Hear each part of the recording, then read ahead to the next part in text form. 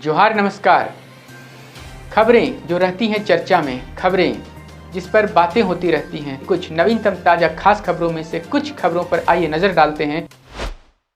जोहार दर्शकों, स्वागत है आपका आज के ताज़ा समाचार बुलेटिन में। हम आपके लिए लेकर आए हैं झारखंड और देश दुनिया की 25 बड़ी खबरें। तो चलिए बिना देर किए शुरू करते हैं। सबसे पहले बात झारखंड की। पहली खबर, झारखंड के मुख्यमंत्री हेमंत सोरेन ने अपनी पत्नी कल्पना सोरेन सहित कई नेताओं और कार्यकर्ताओं के साथ धरती आबा भगवान बिरसा मुंडा की पुण्यतिथि पर उनके समाधि स्थल पर पहुंचकर श्रद्धांजलि दी और उनके साहस, संघर्ष व मातृभूमि के प्रति समर्पण को प्रेरणास्रोत बताया। झारखंड के राज्यपाल संतोष कुमार गंगवार ने भी भगवान बिरसा मुंडा की पुण्यतिथि पर उनके समाधि स्थल पर पहुंचकर माल्यार्पण कर श्रद्धांजलि दी और उनके साहस, संघर्ष व मातृभूमि के प्रति समर्पण को प्रेरणास्रोत बताया। 2. भगवान बिरसा मुंडा की पुण्यतिथि पर रांची के कोकर स्थित उनके समाधि स्थल पर माल्यार्पण कार्यक्रम में पहुंची पूर्व शिक्षा मंत्री गीताश्री उरांव और उनके समर्थकों को पुलिस ने हिरासत में लिया।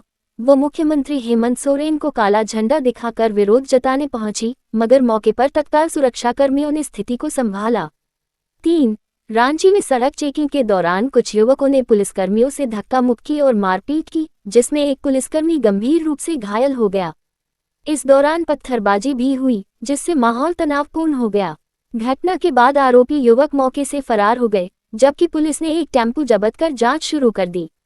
4. राज्य सरकार ने एसटी समुदाय के लिए मनरेगा के तहत उनकी जनसंख्या के अनुपात में अधिक रोजगार सुनिश्चित करने के निर्देश दिए। साथ ही काम मांगो अभियान को तेज कर योजनाओं का लाभ अधिकतम जरूरतमंदों तक पहुंचाने पर जोर दिया।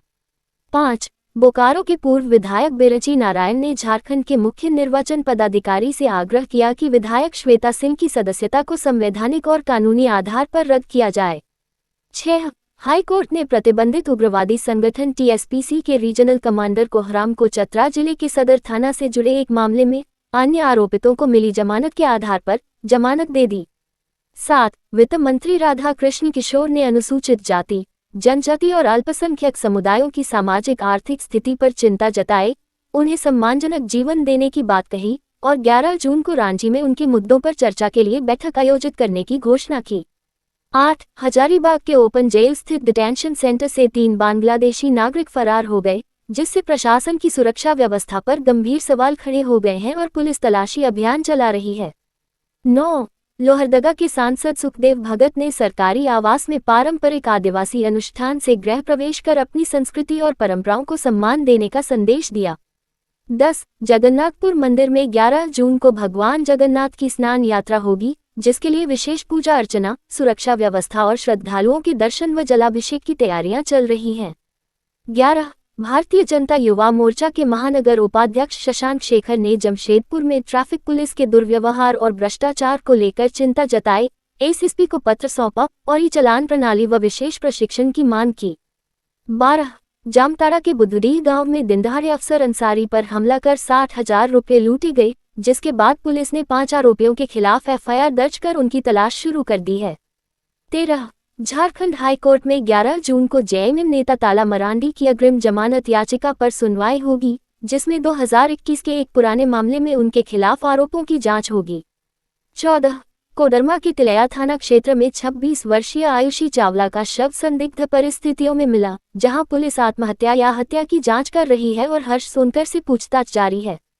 15. रांची के मेकॉन सिरमिटोली फ्लाईओवर पर खतरनाक बाइक स्टंट करने वाले हंटर उर्फ कासिफ ने पुलिस के दबाव में सरेंडर कर दिया, जिसके बाद पुलिस उससे पूछताछ कर रही है। उसे रोड में परेड कराया गया। 16. लातेहार जिले के मनिका प्रखंड में बारातियों की बस और ट्रक की टक्कर में 10 लोग घायल हुए, जिनमें से 5 को बेहतर इलाज के लिए लातेहार अस्पताल भेजा गया। थाना प्रभारी शशि कुमार ने बताया कि दुर्घटना के बाद पुलिस ने बस और ट्रक दोनों को जब्त कर लिया है। 17. मुख्यमंत्री हेमंत सोरेन से मरांग बुरु बचाओ संघर्ष समिति के प्रतिनिधिमंडल ने मुलाकात कर पारसनाथ पर्वत को संथाल आदिवासियों के धार्मिक तीर्थ स्थल के रूप में संरक्षित करने की मांग की, जिस पर मुख्यमंत्री ने विधिसम्मत कार्रवाई का आश्वासन दिया। प्रतिनिधिमंडल का नेतृत्व फागू बेसरा ने किया। अब देखिए राष्ट्रीय सुर्खियां। 18. इलाहाबाद हाईकोर्ट ने प्रधानमंत्री पर अभद्र भाषा वाले फेसबुक पोस्ट के खिलाफ दर्ज प्राथमिकी को रद्द करने की याचिका खारिज कर दी, ये कहते हुए कि संवैधानिक प्राधिकारियों के अपमानजनक शब्दों से बदनाम किए जाने की अनुमति नहीं दी जा सकती। प्रयागराज के अजीत यादव ने पीएम मोदी पर की थी अभद्र टिप्पणी। 19 प्रधानमंत्री नरेंद्र मोदी के नेतृत्व में एनडीए सरकार ने तीसरे कार्यकाल के 1 साल में आर्थिक, रक्षा, राजनीतिक और सामाजिक क्षेत्रों में कई बड़े कदम उठाए, जिनमें आर्थिक विकास, सैन्य कार्रवाई, चुनावी सफलता, नई योजनाएं और कानून शामिल हैं। मोदी सरकार ने पूरे किए 11 साल। 20 बिहार में आरक्षण सीमा 65% तक बढ़ाने की मांग को लेकर तेजस्वी यादव ने मुख्यमंत्री नीतीश कुमार और एनडीए नेताओं पर सवाल उठाए, विशेष सत्र बुलाने की मांग की और इसे संविधान की 9वीं अनुसूची में शामिल करने पर जोर दिया। तेजस्वी ने कहा, सिर्फ कुर्सी से चुपके रहने के लिए राजनीति नहीं होती। 21 पटना के अशोक राजपथ पर आज 11 जून से राज्य का पहला डबल डेकर फ्लाईओवर चालू होगा, जिससे यातायात का दबाव कम होगा और आवागमन सुगम बनेगा।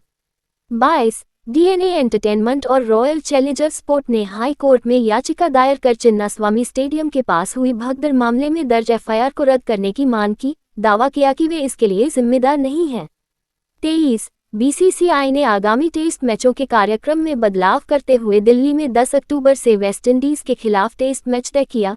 दक्षिण अफ्रीका के खिलाफ सीरीज विभिन्न शहरों में होगी और महिला वनडे सीरीज के स्थानों में भी परिवर्तन किया गया है।